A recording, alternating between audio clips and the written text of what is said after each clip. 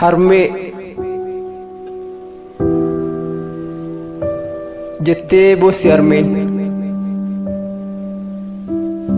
Kaan qomatti baadhee kaan dugda koo gubbaa barruun miila kootii isiniif na dhubbaa.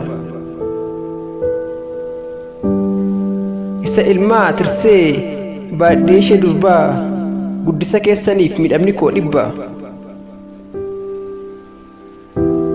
Fuula koo laamxessee barbadaan abiddaa qoreen na waraantee isiniif na hidda.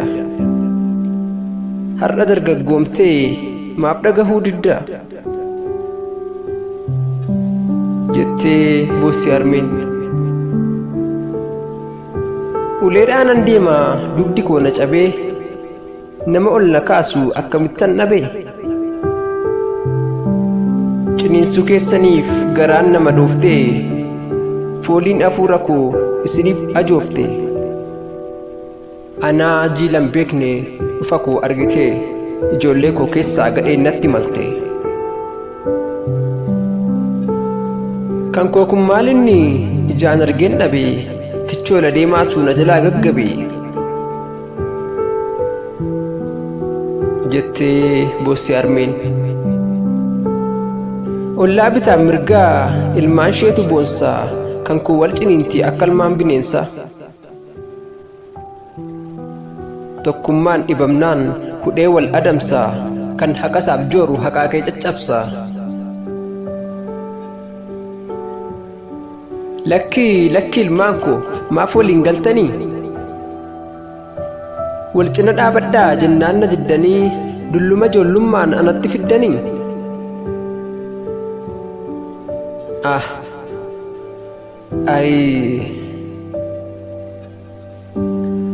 Maddiin koo xuuxamee cooraan na luqqaate qorri na rukuttee dhibeen natti ulfaatte. Gadheen anaan gadii salphootti na waamte. Osoon kana boo'uu qaroon kiyya jaamte jettee boossi harmeen. Tuufoodhaaf gargaaraan manatti na margee osoo lubbuun jiruu ekeraa koo arge. Diinni biqiltuu koo balbalaa buqqisee akukkuudhaaf goraan irratti guddise.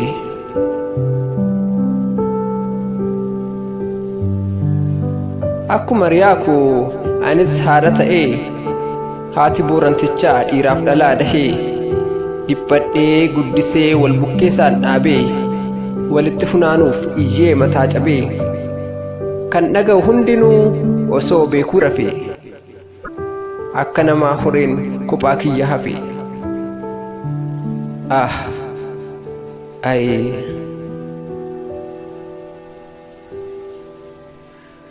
Qunca'uun garaachaa lulaan imimmaanii ijaan hin argitu maaloo yaa ilma ko. Osoo dhageessanii osoo argitanii maaf gara jabinaan na bira tartanii. Anaam haati raayyaa haati ilma namaa raayyaan koos kan horee maccaa fi tuulama. Utuu isin jirtanii eenyummaan koo badee maaliifan jaldoomaa. Maal ilmaan Booranaa yaa hidda baarentuu akka ilmaan bineensaa maaliif wal kajeeltu.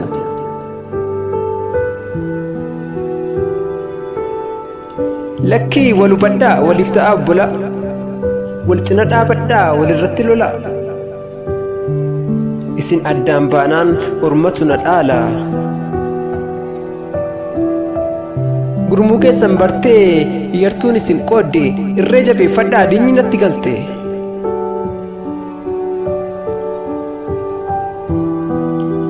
jettee boossi harmeen. Ijoollee koo keessaa hawwii koo tangafa isallee nan dhabee barbaadee argaasa. Eessa jirta hawwii koo maaloo naaf dhaga'i gameessi koo sidhaa kottuu jaanaaf ba'i. Maaliif na baqattee akka ilma badii ulaarraa ol seenne qalbiin koo si eegdi.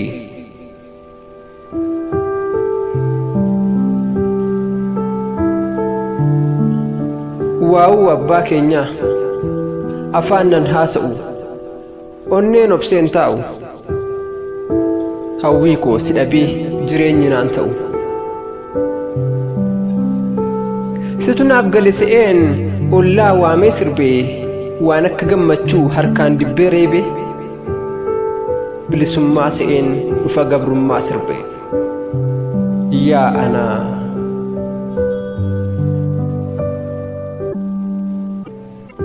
silaas naan hubatu qaroon koo jaamteetti homaa addan baaftu boossee dadhabdeetti ergan si dhabeeti anqaatan bubbulee lapheen koo gabroomee hamma daaree joore siin ala jiraachuu garaan koo na didee alaabaa laphee koo maaf na duraa riqxee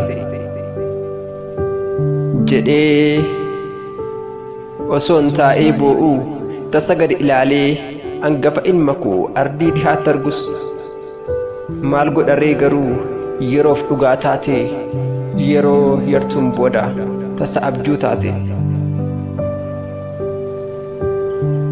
amma yaa ilma koo si dhabuu hin danda'u dhaamsan siif dhaama na dhagahi hawwii koo bakkuma jirtutti adaraa guddisaa yoon si dhabe ta'ee jooree tan dhama'a jireenya koo boriif sumaanan abdadha naaf ta'e siin ta'a yoos abdiin dhugooma kaayyoon galma ga'a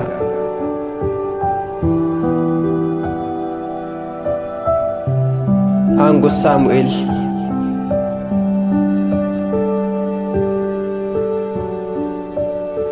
2021